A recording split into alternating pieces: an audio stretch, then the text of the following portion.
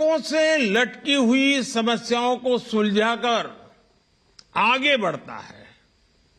आप देखिए, ये हमारी पूर्ण बहुमत की सरकार है जिसमें जम्मू कश्मीर में आर्टिकल 370 हटाकर दशकों का इंतजार खत्म किया। ये हमारी पूर्ण बहुमत की सरकार है जिसने हमारे देश के सेना के जवानों के लिए 1 रैंक 1 पेंशन लागू कर देश के पूर्व फौजियों का 4 दशक का इंतजार समाप्त किया। गवर्नमेंट जॉब की तैयारी बंद कर दी। जब कुंडली में सरकारी नौकरी का योग नहीं है तो टाइम वेस्ट क्या करना, और प्लान भी, अपने स्टार्टअप का आइडिया वो भी ड्रॉप कर दिया। नहीं, कौन सा बिजनेस शुरू करना है ये मैंने अपने सबसे समझदार गाइड से जाना है। एआई एस्ट्रोलॉजर है ना, ये सब जानता है, पूछ के देख लो। ये पूर्ण बहुमत की सरकार है जिसने जीएसटी जैसी आधुनिक टैक्स व्यवस्था लागू कर देश का कई दशक पुराना इंतजार समाप्त किया। यह हमारी सरकार है जिसने नारी शक्ति वंदन अधिनियम बनाकर देश की महिलाओं का बरसों पुराना इंतजार खत्म किया। यह हमारी सरकार है जिसने 3 तलाक के खिलाफ कानून बनाकर मुस्लिम बहन बेटियों में इंसाफ की उम्मीद बढ़ाई। यह हमारी सरकार है जिसने 3 दशकों के इंतजार के बाद नई राष्ट्रीय शिक्षा नीति लागू की।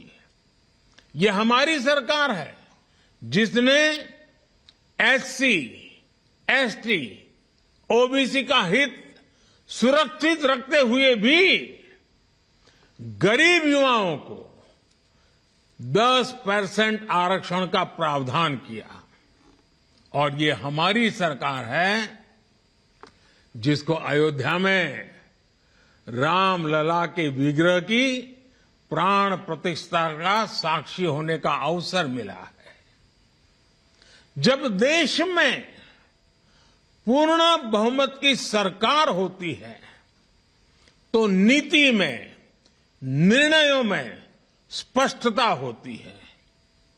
इसका सीधा प्रभाव वैश्विक स्तर पर देश की साख पर भी पड़ता है।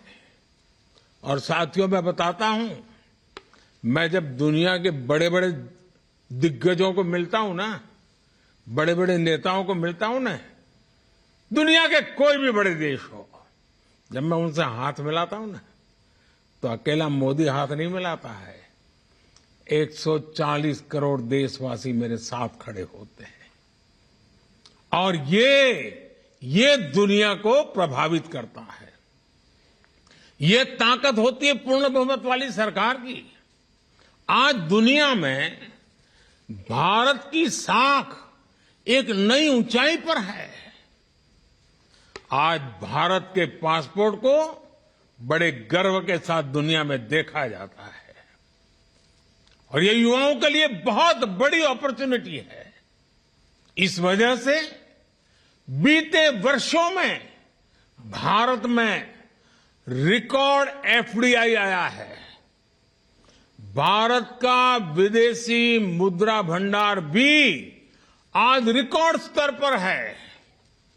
कभी सोना गिरवी रखना पड़ता था, आज दूसरी स्थिति है। ये देश में रोजगार के भी नए मौके लगातार बना रहा है। साथियों, आपको याद होगा, लाल किले से मैंने कहा था कि यही समय है, सही समय है।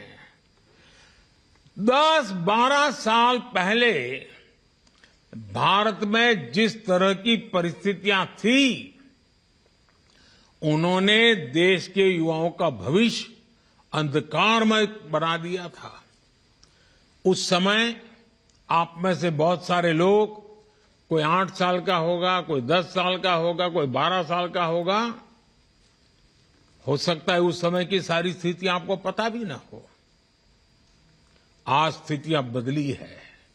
हम आज जिन पॉसिबिलिटीज की बात कर रहे हैं, 2014 से पहले की जनरेशन ने उनकी उम्मीद तक छोड़ दी थी। आप में से कई न्यूज़पेपर्स पढ़ते होंगे।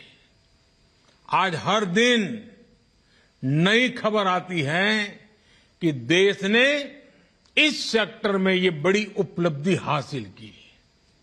लेकिन 2014 से पहले के अखबार खोलिए, आजकल वो सब इंटरनेट पर अवेलेबल है। तब आए दिन, वो जमाना था, तब आए दिन करप्शन और स्कैम की खबरें हेडलाइन में छपती थी। हजारों करोड़ रुपयों के घोटाले सामान्य बात थी। आज